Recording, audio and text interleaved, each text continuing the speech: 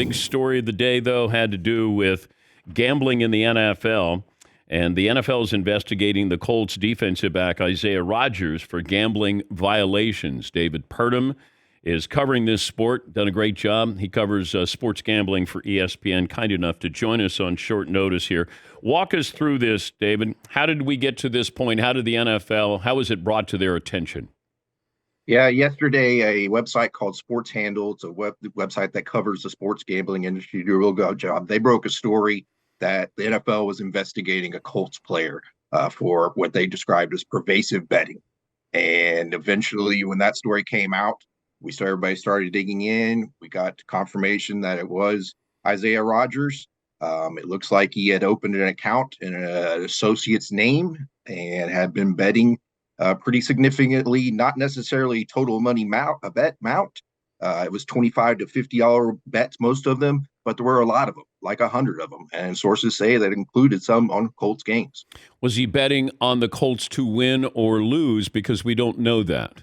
Yeah, we don't know that yet. So from my understanding, there were prop bets on player statistics, on game outcomes, on everything. There were a lot of bets being placed.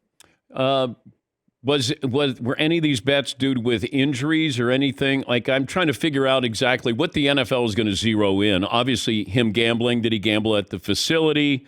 What happened with Calvin Ridley and some of these Detroit Lions players, Washington Commander player? What is going to be the focus of the NFL, do you believe, on this story? They'll look at it all, and I have the same questions that you do. Exactly what was he using to place these bets? Did he have any kind of inside information? Where was he placing the bets? A lot of these stories that have been popping up, and this is the eighth player that has been suspended, or not yet been suspended, but has been allegedly violated gambling policy. They've been caught from what they call geolocation process, right? State regulators, gaming regulators have access to a geolocation portal that when a bet is placed, it pings them and it shows where that bet has been placed at. And if they start seeing a lot of bets from facilities for the NFL, college campuses, college arenas, things like that, they'll look further into it. So that's how some of the other ones have been caught. We don't know if this is how this one played out, but it's one of the ways that they do look at this stuff.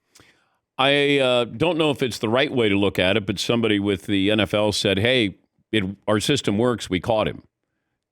Did the NFL catch him, or did somebody else catch him, and then the NFL kind of, is cleaning up after the elephant in the circus? Well, the NFL has really kind of embedded itself in the sports gaming industry. They've partnered with sports books. They've partnered with state regulators. They have a good line of communication with a lot of the sports books. So when some of this happens, and it usually is caught by gaming regulators, or again, those geolocation providers, they'll relay it to the NFL. So maybe if the NFL didn't identify it, but they put themselves in position to where they would find out quickly. What can the players gamble on legally?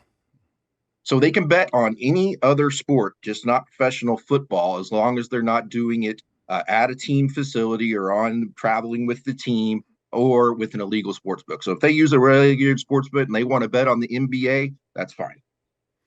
But see, the big thing I want to know, it's like when Pete Rose told me years ago that he bet on the Reds to win every night. Well, he could still manipulate the lineup. Doesn't make sense that he bet on them if he was trying to make money. But if Isaiah Rodgers bet against the Colts, even if it's $50 or $100, is that a lifetime ban? You would think so. Anytime a player has stepped out of line like that, it is be a significant penalty. So far, the ones that have been caught that have bet on the NFL, it's been at least a year suspension before they are allowed to apply for reinstatement. So we'll have to see what the NFL does with this one. You mentioned Pete Rose and betting. A lot of people say, well, if they're betting on their team, why does it matter? Well, were they betting the same amount every time? Did they bet a little less on this game so they didn't try maybe as hard? It's just a can of worms that I don't think the NFL wants to open up at all. If you're involved in the NFL, you can't bet on the NFL. It's pretty much that simple. And I'm wondering, Calvin Ridley had one of the baddest beats of all time, David. He bet $1,500 and it cost him $11 million in salary here. At what point, and I don't know what the NFL does with seminars, and maybe it's not even fair to ask you this, but are they trotting out Calvin Ridley to talk to the rookies? Are they doing things so these players know And I'm giving the players a little bit of doubt here that maybe they don't understand everything that they're allowed and not allowed to do. But damn, you got to grab their attention at some point because you're going to throw away an entire year of salary, if not more. Yeah, 100%. The NFL says it educates 17,000 employees, players, league personnel, everybody every year on the sports betting policy. Now, the sports betting policy changed just slightly in 2018 when we had the Supreme Court decision that kind of started this launch of sports betting across the nation.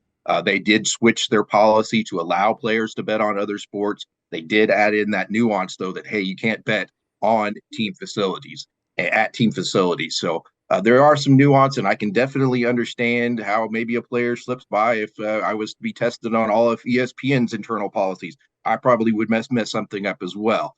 I can't understand how you bet on the NFL. In your head, in your heart, you know that's wrong. You're playing in it. You're getting inside information. You know things that the public doesn't, and you're using that to bet or allowed to bet on it. That doesn't make any sense to me, and it certainly doesn't make any sense to you to risk $1 million salaries to make a few bets. I get it when an athlete uses PEDs, that's to make his performance better. This is just, hey, I'm gambling and my friends are doing it and I'm going to do it as well. What do you think is next in this story? I think there's going to be more mistakes made. We've reported that we're expecting another wave of sports betting violations, potential violations that the NFL is looking in. I've heard upwards of 10 to 15, even up to 20 other players of violations. So I think we're going to see more mistakes in the coming years. There's a theory, an academic theory, where anytime an illicit activity such as betting is introduced into a regulated environment, society takes a little bit to adjust. People don't know exactly what they're allowed to do and what they aren't allowed to do. And eventually it comes to the point where society adjusts and these mistakes, and players will learn, these mistakes will kind of diminish a little bit. So I do think we're kind of in that adaptation theory process right now. David, thanks for joining us. We appreciate it. We'll be keeping an eye on you following this story. Thank you, Dan. That's David Purdum, and works for the Mothership, covers gambling.